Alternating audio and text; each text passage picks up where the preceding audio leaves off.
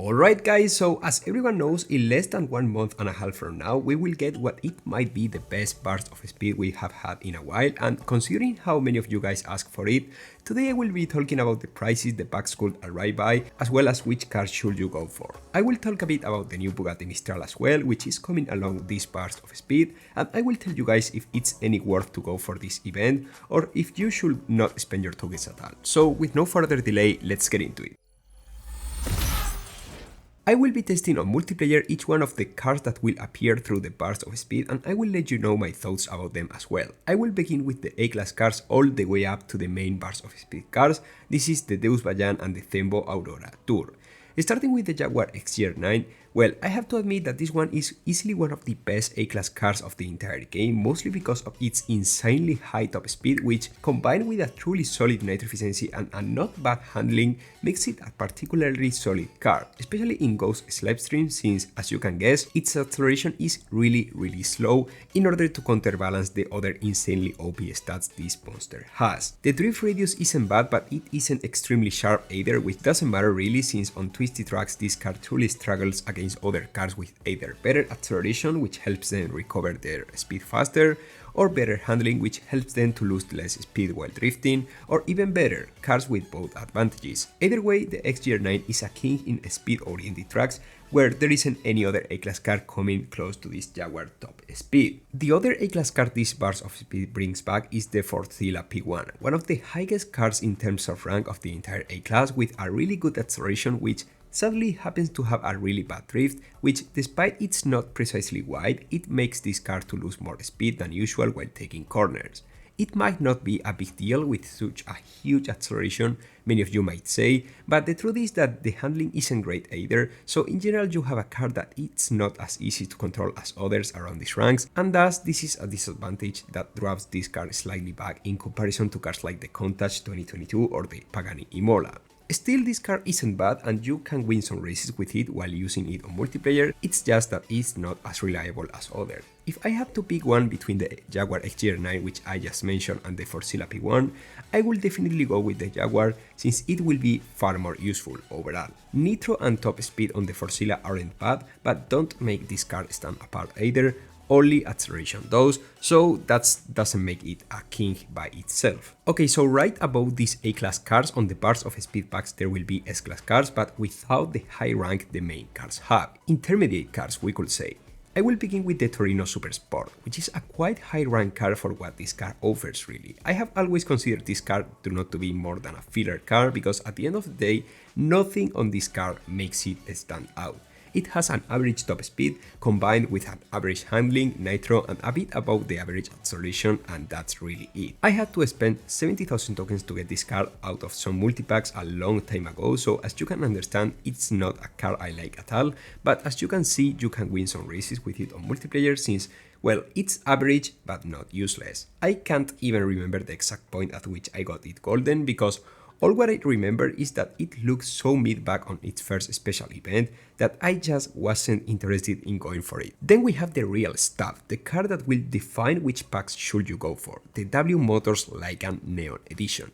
This car is an absolute blessing to drive. It's not the fastest, but it has a quite good top speed of 451 km per hour without overclock, as well as a decent top speed and most importantly, huge float capabilities, which made this car really fun to drive even if you are not a professional player. I am not even close to be a professional yet this car feels really entertaining to drive, and it can really pack a punch on multiplayer. Unluckily, if you didn't go for it back at its first special event, this burst of speed won't give you the epic import parts required to gold it, where it's when this car truly shines, but still it should be quite fun to drive around. Honestly guys, regardless of the other cars this car appears with once the burst of speed arrives, I will definitely go for the pack that contains this Lycan Neon Edition. The wins you will get from multiplayer and the performance it has to offer will make its packs well worth it, even if the other cars included within it are the Forcilla and the Deus Bajan. But wait, is the Deus Bajan very bad? Of course it's not. I still remember how I completely maxed out this car back when it was introduced with the help of season tokens.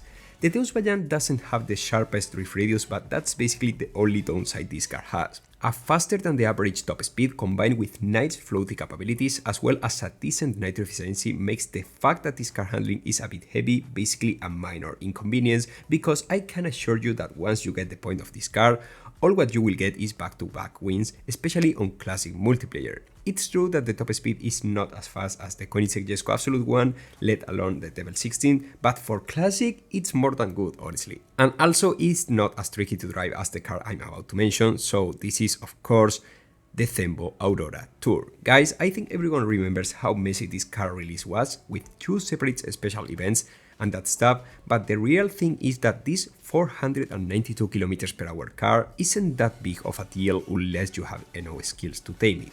It's quite floaty and obviously that's great, but the nitro efficiency is maybe too weak in my opinion, up to the point where it feels weaker than the nitro of the Absolute, for example, and the Thembo Aurora Tour acceleration isn't excellent either, so at the end we got something like the Koenigsegg CC850, but slightly worse. I would even say that this Thembo Aurora Tour is overranked because at least the Koenigsegg CC850 floaty capabilities are huge, while the Aurora is floaty, but not as much. Can you win multiplayer races with the Aurora? Of course you can. It's the best car you can go for.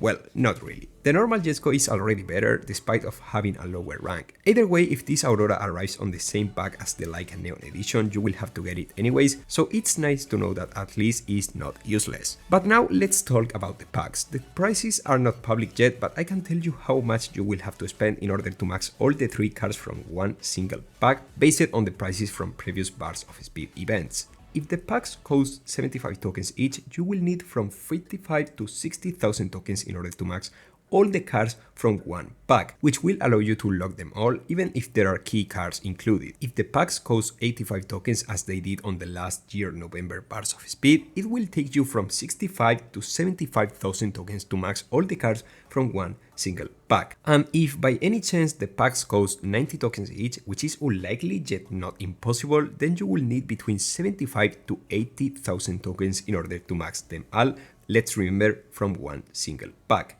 Let's remember that if you are planning to max all the cars from both packs, you will need twice as many tokens. If the packs cost 75 tokens, you will need 120,000 tokens in order to max all the 6 Bars of Speed cars I have just mentioned. If the packs appear by 85 tokens, you will have to spend around 140,000 tokens, and so on. And by the way, all what I have just mentioned is just for the Bars of Speed packs alone. The Bugatti Mistral packs will cost 90 tokens each, and in order to max the car from 0 blueprints, you will need between 40 to 45,000 tokens. But if by any chance you had all the Bars of Speed cars maxed out, then the Mistral could take you around 35,000 tokens, since let's remember that the special event will give you some blueprints as well. But is the Bugatti Mistral worth the cost? Well, the truth is that despite it looks quite fun to drive, it's nothing close to being a king, so if you skip it, it will be fine. The good thing is that it's not a key car, so even if you don't have all the required cars and you love the Mistral for some reason, you could still have a chance to unlock the Bugatti Mistral packs with half of the Bars of Speed cars unlocked.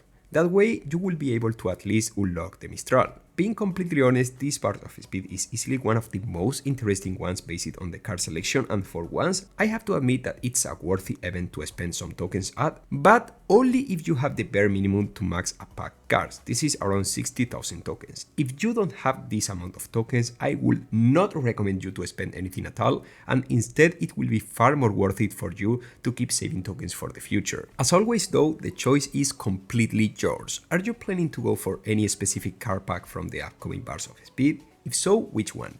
Let me know in the comment section, make sure to subscribe and drop your like, and I will see you really soon as usual with much more asphalt content. Goodbye guys!